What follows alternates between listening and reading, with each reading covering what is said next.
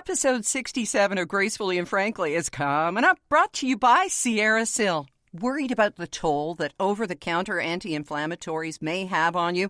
Try Sierra Sil. All natural, guaranteed joint pain relief tested beyond industry standards to ensure excellence. Read all about it online at Sierra, like the mountains, Sil, like silicon, 1L.com. And when you make a purchase, use the code GF for 10% off. This is a big day as you're listening to this. I am probably in the hopefully friendly skies, whisking my boy away for a vacation on his 70th birthday. The wonderful Rob. Oh, he's just one of my favorite humans on the whole planet. Happy birthday, Rob. And he feels the same way about you and about Derek. And one of our collective favorite people is joining us later today, April 4th. Mike Cooper is flying into Las Vegas, so it's going to be huge fun. He's not staying long enough, but clearly he has more, I don't know, self-control or knows his vices better than we do. So we're really, really excited about that. Oh, to be a fly on the wall. Oh, I know. Oh, that's okay. There'll be plenty of TVs on, what with March Madness and the Leafs and the Jays. No room for flies, Lisa. Just TVs wall to wall because it's Vegas. There's a T-shirt I was tempted to get, but I knew I would never wear it because there's so many words on it. If somebody stays long enough to read it, they're making me uncomfortable. But listen to this. See if you think this isn't perfect. It says, I never dreamed I'd grow up to be a spoiled wife of a grumpy old husband, but here I am, killing it. Perfect. Aw. Well, Rob says that's wrong. And I thought, oh, yeah, okay, grumpy old man. He said, you're not spoiled. Too funny. Yeah. So that's what we're doing, and hopefully all goes well. We're taking one bag, and we're just crossing our fingers because we're going to be there for over a week, and I can't do carry-on for over a week. Sorry. And I'm taking a microphone in case we have an emergency podcast or something. Hey, you never know. CNN might call with that job or whoever, MSNBC or whoever. I don't know who it would be at this stage or age in my life. Well, I'll be here watching my husband eat the rest of the Easter chocolate. Ah, okay. Well, in this episode, we're going to look at, is that chocolate, that dark chocolate, well, who cares? It's already gone. But now we're finding out more about red wine. It ain't all that, no matter how much UB40 sings about it. Or Neil Nyman. We'll go back to the OG on that one. Here's something that may make you go, am I drinking? Divorce registries. Right? You're splitting, so what do you need? And then there are people who never married. And finally, I think we're looking at never getting married in a different way. It's not something to judge. I mean, why is hooking up with some other human the regular thing to do? I mean, to each their own, right? We'll look at that. Why we think the Golden Girls model might be the perfect model as we age. And, of course, it's just a matter of who makes the cut and who gets voted off the island or time decides is going to leave the island. We'll explain that whole idea, and I think it's a good one. And we'll have a look at the eclipse. Well, we won't look at the eclipse, but we will talk about the eclipse. No, we won't look at it. No, we know better. We'll talk about it. Good one. I think maybe we were 5 when we learned that. But anyway, the eclipse and what's happening in Niagara Falls, which is going to be eclipse central by the look of it. Worthy of Ripley's Believe It or Not. Is it still there? Is the Ripley's Museum still there? Lisa, do you know? Yes, the Ripley's, believe it or not, is still on Clifton Hill, and every once in a while they have a bit of an upgrade to it. I haven't been inside in years, but it's there. That I believe.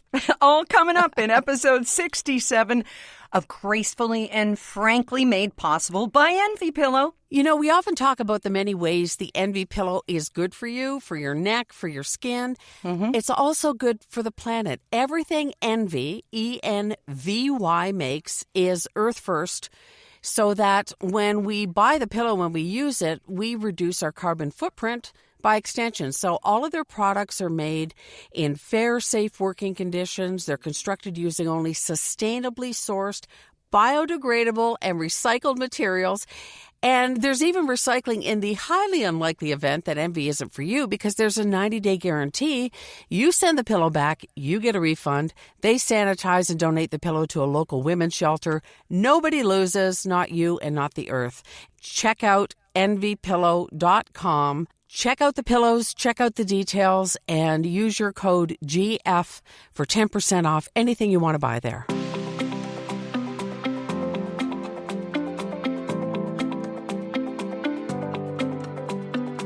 So have you finished up your chocolate yet, or did you get any?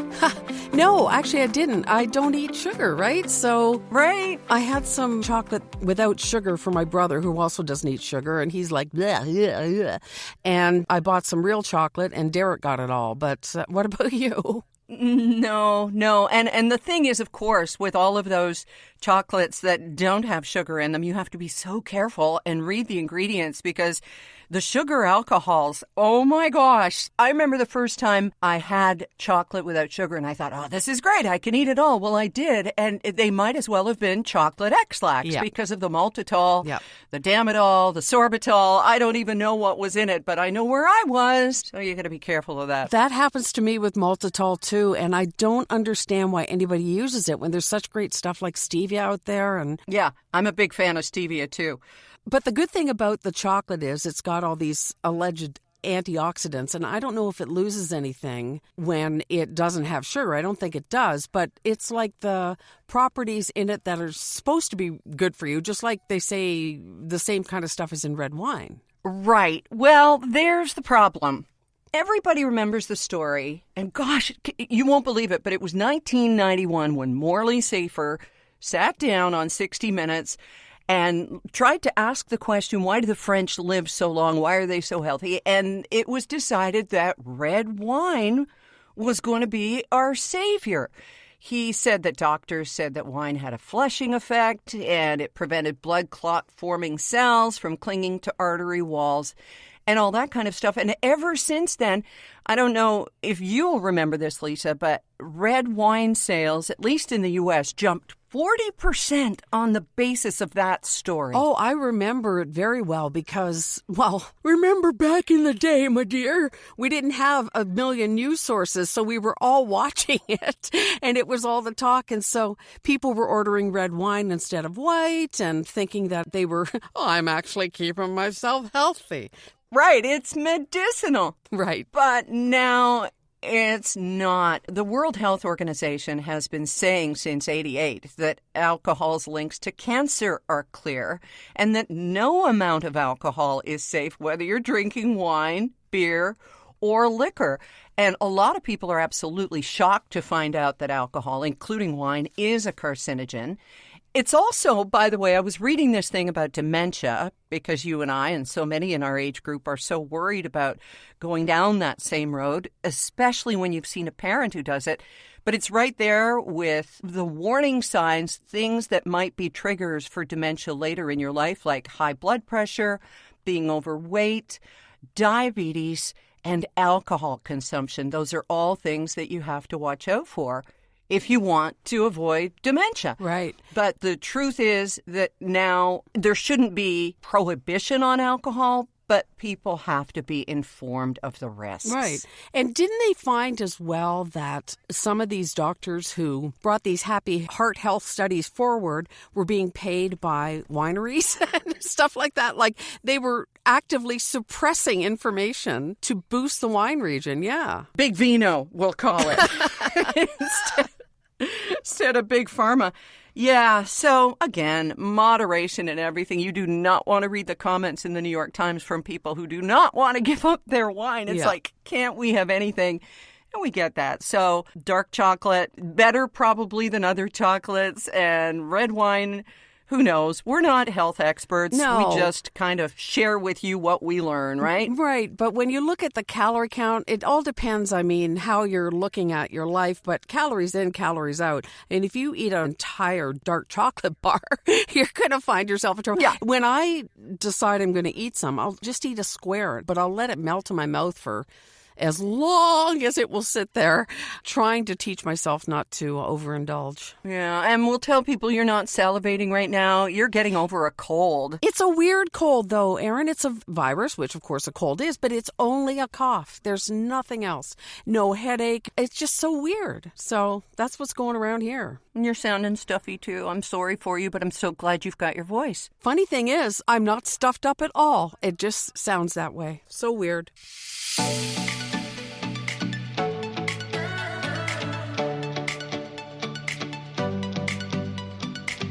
Well, here's a story I came across, and I just went, okay, I have heard it all now. Maybe you've heard of this before, and maybe as someone who has been in divorce court or at least across the table in negotiations, you might think it's a good idea. But guess what? There is such a thing now as divorce registries. What? Is that like a reverse of the marriage registry where you give everything back, or do you... You're actually supposed to give people things. That's like, the return desk at Costco. What do you mean you've been using this for 3 years? Well, I don't want it anymore. Right. No, somebody came up with this idea because her ex-husband now vetoed a wedding registry when they got married because he thought it was a little too gauche. But now on her divorce registry, she says she mostly wants kitchen items, but she'll be grateful for anything that comes her way. Now, I can certainly understand if somebody is leaving a relationship where they just have to kind of pick up and go, leave everything and get away from a bad relationship, right? But now there's people who are creating a post-split wish list, which is a challenge to say whether or not you do have a cold, by the way. Post-split wish list. I'm not even going to try it. No, because it could come out dirty. But divorce parties started up about a decade ago. Right. And now, they're not a thing. But on TikTok, women are sharing what it's like to ask for household goods after a marriage ends.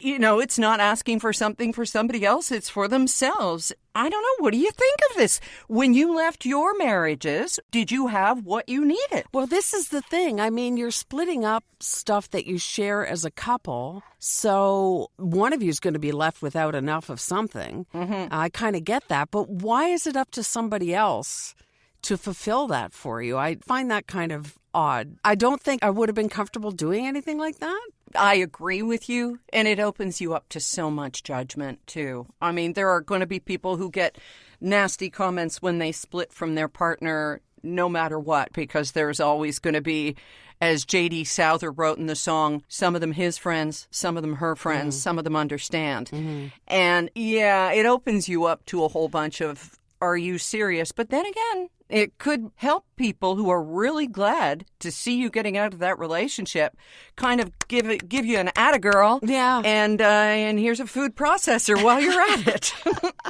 That's right. I never had a KitchenAid stand mixer when we were married, but I got one now.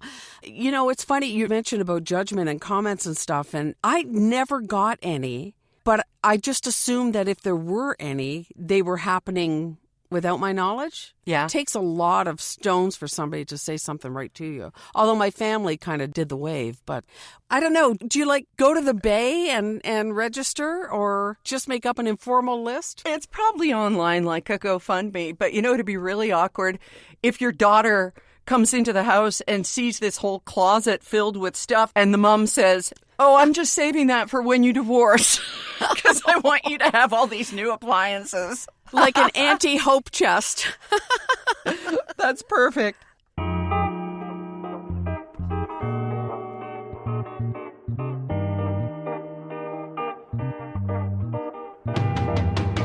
Okay, so on the other hand, as we well know and people love to rib me about good-naturedly, and I take it well, I've been married several times, there are some people who never marry and never plan to marry, and we have normalized marriage to such a point that as a society, we kind of look at those people and wonder, what's up with that? Instead of appreciating that you get this one go round on this planet, or at least I think so, and they want to do it their way. Marriage rates are lower.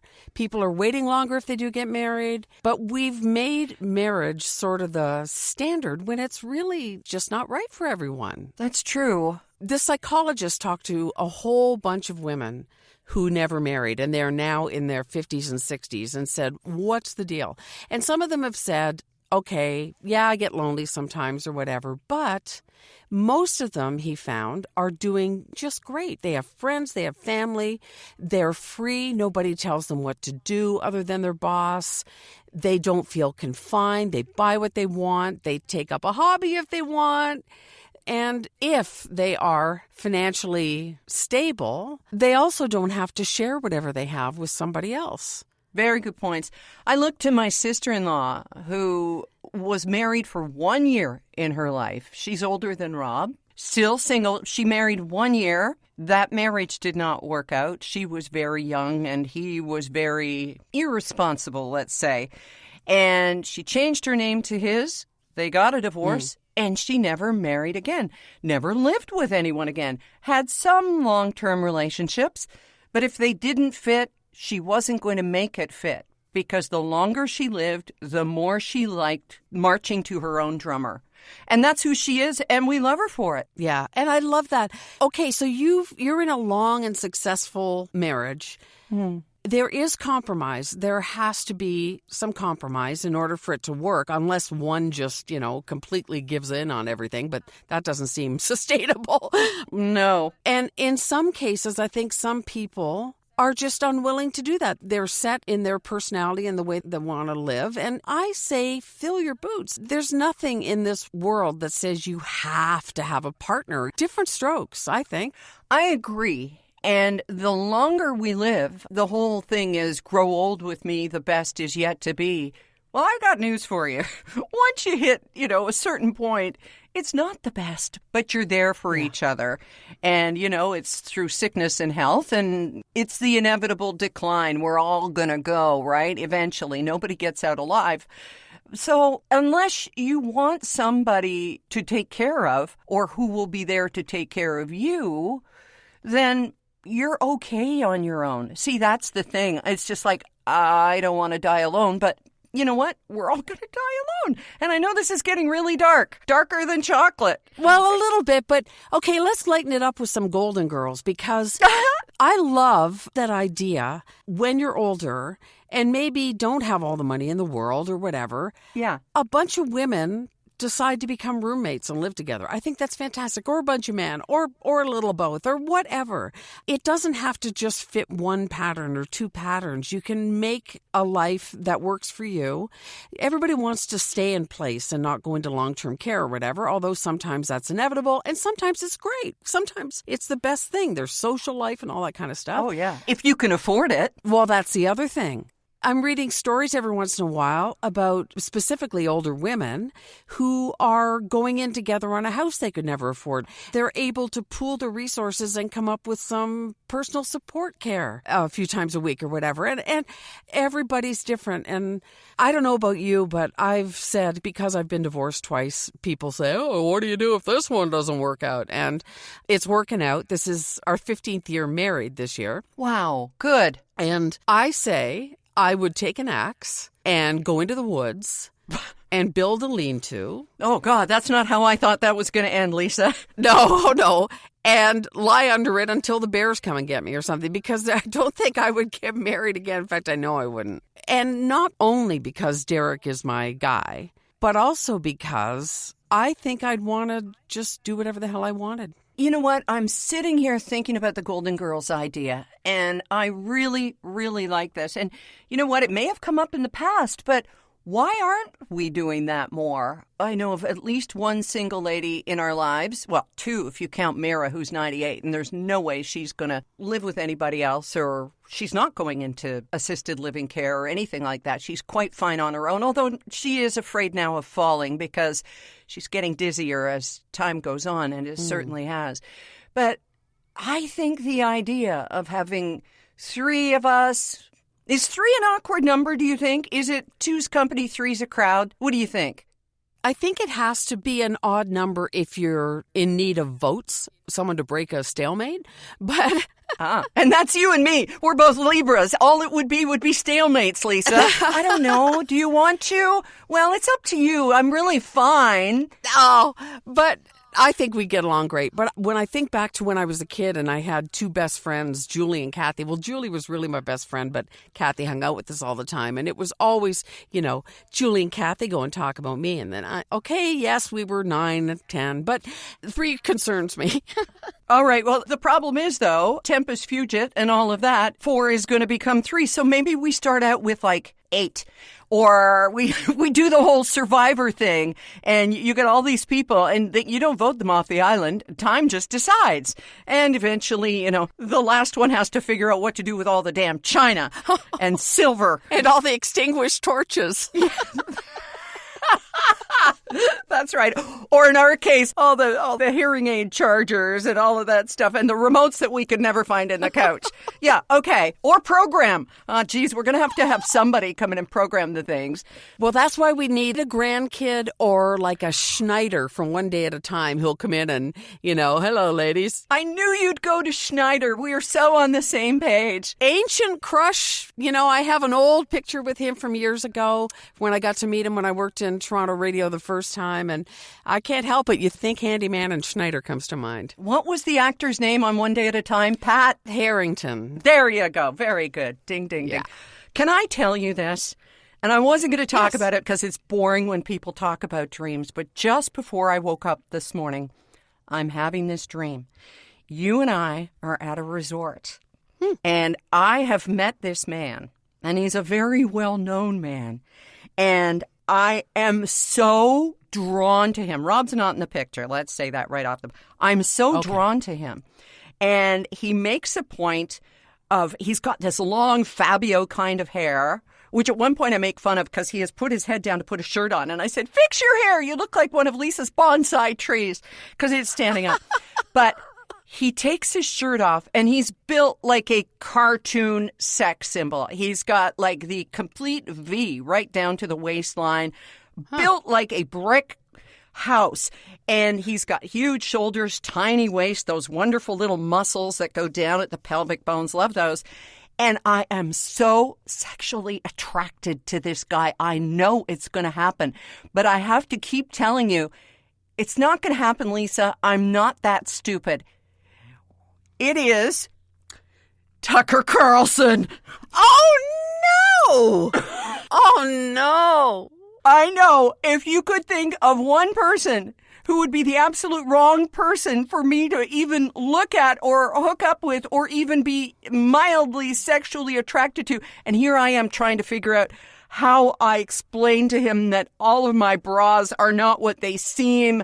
I'm going through this whole thing in my head. Oh, this was a really involved dream, Lisa. Wow. But I knew the worst of it was I was going to have to face you and say that I had hooked up with Tucker freaking Carlson. In his dreams, Erin. For one thing, I know he doesn't look like that under that shirt. I know, he's more like the Pillsbury Doughboy, but when you think about it, women like a doughboy because they laugh at what we say. But anyway, so that's where I'm going. That is the kind of thing that living with more than one woman, living with you and 2 friends or whatever, will keep me from wandering down the hall and hooking up with the fish stick air down the way. So thank you for that. You'll keep the doors locked, right? I guess Dream Lisa will do that. Okay. Oh, my.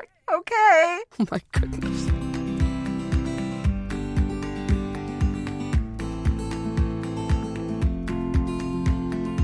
Well, for a lot of people, next Monday is a dream come true in a good way because they're calling it America's eclipse because so much of this eclipse that's going to be happening is going to be going a large swath up through the United States. But Niagara Falls, are they ready for this on Monday, Lisa? Well, it sounds kind of crazy. We actually have a friend who's a police officer there, so we're hoping everything's going to be okay. But they've declared a state of emergency. They just expect it's going to be like, was that movie with Jodie Foster and Matthew McConaughey, Contact, where everybody just sort of flows in, and they're expecting the largest tourist crowd in Niagara Falls history. Wow. Can you imagine? How many millions? Like 1 million people, they're saying. And from what I've heard, the biggest obstacles are going to be porta potties, all that running water. Hello, it's Niagara Falls. And parking. Those are going to be the 2 big things. And if you're in Niagara Falls, Hamilton, and Grimsby, you can expect total darkness for about 4 minutes between 2 and 4 in your time on Monday. So the good thing is, if you're on your way to Niagara Falls and you're running a little bit late, you'll be on the QEW and you'll still see the eclipse. But, yeah, you know what some hotels have been doing? There are people who have booked like a year in advance, and they've been canceling those people's reservations and rebooking at higher rates. Yeah. Yeah, I read about this one family. They have a child, and they've been looking forward to this for over a year. And they got a call saying, a whole bunch of buzzwords in a row because of an elongated, unexpected, overdue, whatever. And they're booking these rooms now for $1,000, $1,200 a night. And it just breaks my heart for these families who planned ahead. But that's the Falls for you. That's kind of Niagara Falls, it's tourism central. And so the last time the city had a massive influx like this was when Nick Wallenda crossed the falls on a tightrope. I remember. And Ringo Starr was performing at the Fallsview Hotel, and he postponed the start of his concert because of the Wallenda crossing. There you go. Well, when Wallenda crossed, there was about 150,000 people were there that day, and it's been 12 years. They're expecting way more now.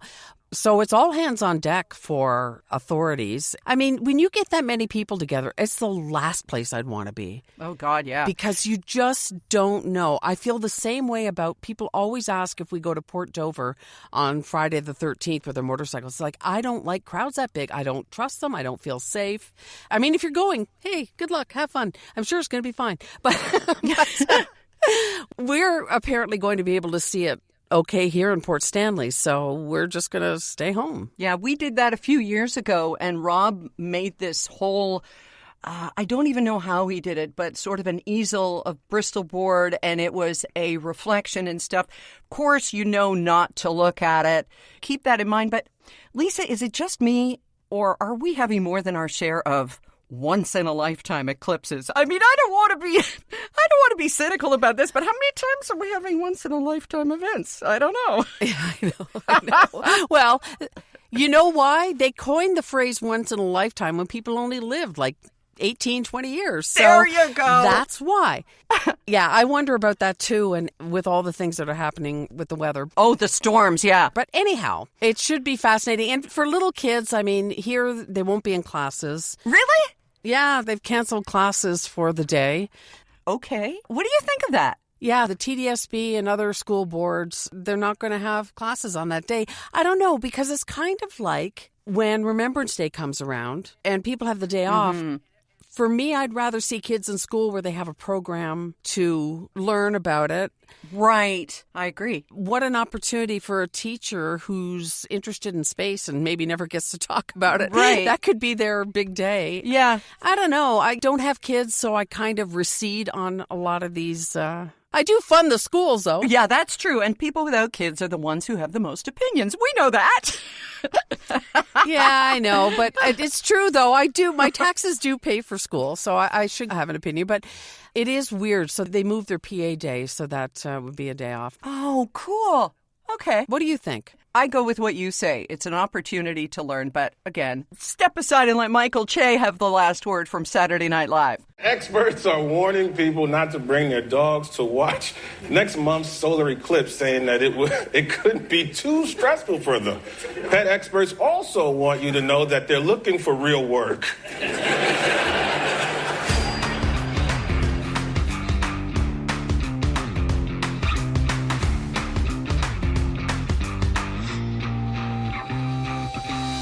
Well, guess where I'm going to be on Monday?